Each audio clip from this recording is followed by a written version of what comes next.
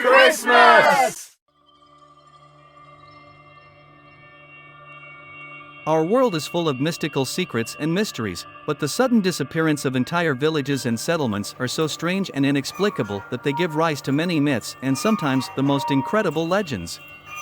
We talk about the mass disappearances of people who left behind only questions and guesses.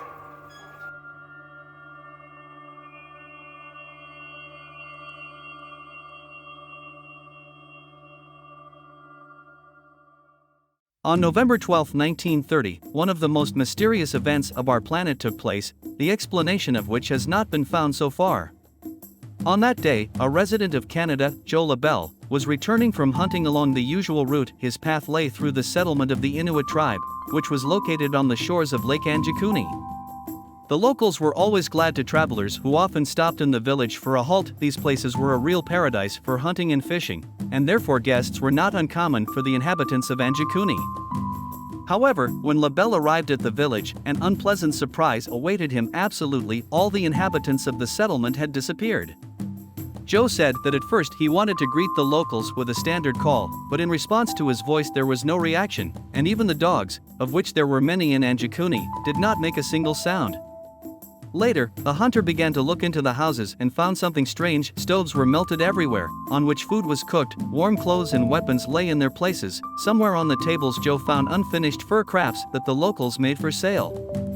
One got the feeling that the inhabitants of Anjikuni left their homes quite recently, without taking anything with them and without taking away the equipment that would help them survive in harsh weather conditions.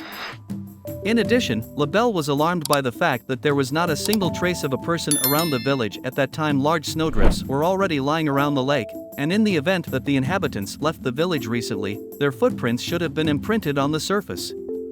After assessing the situation, the hunter decided not to stop for the night and walk a few more kilometers to the nearest settlement in order to contact the police. Having reached the communications center, LaBelle reported his frightening discovery to the station, and a group of policemen was sent to the shores of the lake, along with several local hunters who studied the area more carefully. As it turned out, Joe did not find all the frightening details. Not far from the settlement, the police found dozens of corpses of sled dogs that died of starvation. When asked why the locals did not take with them the animals that were their main means of transportation, the police could not answer. The researchers also found that at the local cemetery, located near the village, all the graves were dug up, and the bodies disappeared without a trace. The slabs that stood on the burials were neatly stacked, which excluded the version of the attack of wild animals, and the fact that the Inuit tribes were reverent about the afterlife of a person and would not disturb the dead only added to the matter of mysticism. In addition, one of the hunters who arrived at the place of disappearance stated that a few days ago he saw a strange luminous object in the sky, which was heading towards the lake. According to the resident, it didn't look like a natural phenomenon or a thundercloud. It was more like some kind of mechanical structure hovering in the air. This statement and the mysterious disappearance of 2,000 villagers produced the effect of an exploding bomb. People from all over the world began to speculate about what happened in Anjikuni and where its inhabitants disappeared. A variety of versions were put forward, from the attack of aliens to the intrigues of evil spirits that owned the lake. However, the Canadian police refused to believe in the supernatural and, after several months of investigation, reported the final version of what happened. According to her, the inhabitants of the settlement decided to leave their homes and find a more comfortable place to live. Of course, almost no one believed the conclusion of the cops, because neither the dogs that died of starvation, nor the lack of footprints in the snow, nor the fact that the locals left their belongings and weapons in the houses, without which it was practically impossible to survive in those places, did not fit into this picture. Impossible.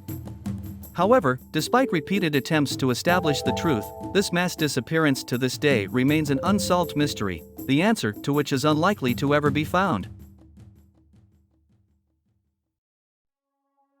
The story of the disappearance of the inhabitants of the village of Hoyer Verde in Brazil is similar to the plot of a horror movie, but the fact that all this happened in reality is much more frightening than the fiction of the scriptwriters.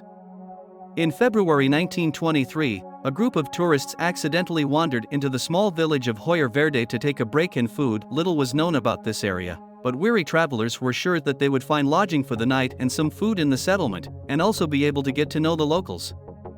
Unfortunately, the hopes of tourists did not come true. Having entered the territory of the village, they were stunned by what they saw.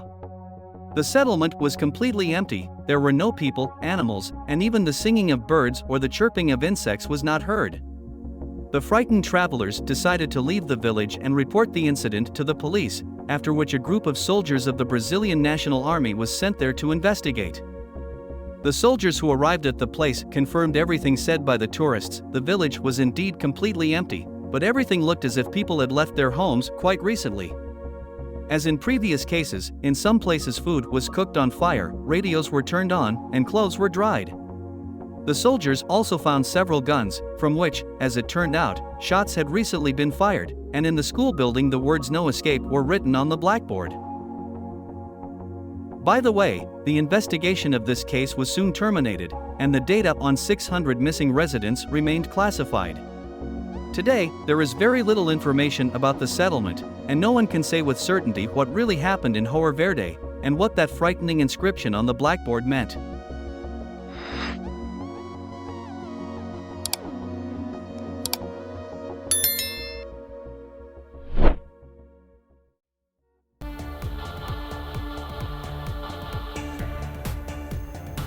The story of the disappearance of the 3 Flannan lighthouse keepers is somewhat different from the cases described above, and, of course, it cannot be classified as mass. However, the circumstances of this mysterious case are still very similar to those in which the other heroes of our today's material disappeared, and therefore this story completes our selection. Flannan Lighthouse is located on the archipelago of the same name, located in Scotland. In 1900, 3 caretakers arrived there: James Ducat, Thomas Marshall and Donald MacArthur, who were supposed to keep in touch with passing ships and coordinate their movements. However, in December of the same year, communication with the lighthouse was suddenly interrupted. This was reported by the crew of the Artker vessel. Unfortunately, after the message was received, a severe storm began in local waters, and representatives of the lighthouse service personnel did not have the opportunity to immediately arrive at the location of the suspected disaster. The team of researchers reached the archipelago only by the end of December. Arriving at the lighthouse, Chief Keeper Joseph Moore found that no one was in the building, all beds were made, all rooms were in perfect order, waterproof clothing was in place, and all lighthouse equipment was functioning and had recently been checked, as records in magazine. The only thing that alerted the arriving team members, besides the lack of caretakers and visible signs of a disaster, was an overturned dining table and a stopped clock.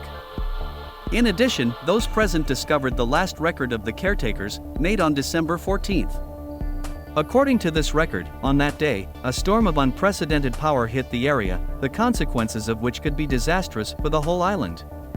This could explain the disappearance of the 3 people were it not for the fact that, according to the meteorological station and the words of passing ships, there was no storm near the Flannan archipelago. On the contrary, the weather was fine, and there was complete calm in the sea. This mystical storm, described by the keepers, as well as other mysterious evidence, gave rise to a number of various hypotheses regarding what happened, from the intervention of UFOs and the evil spirits of the island to criminal showdowns between the keepers. However, the official version put forward by the head of the Scottish Lighthouse Administration, Robert Muirhead, was completely devoid of mysticism. In his opinion, the caretakers violated their job descriptions and headed to the east coast on December 15th to strengthen the mooring gear in front of an impending storm, and as a result, all 3 died. Absolutely everything fits into this version, except for 2 strange moments: why experienced keepers went to sea without the necessary equipment and even without waterproof raincoats that the team found at the lighthouse, and how to explain the fact that only they themselves saw such a strong storm.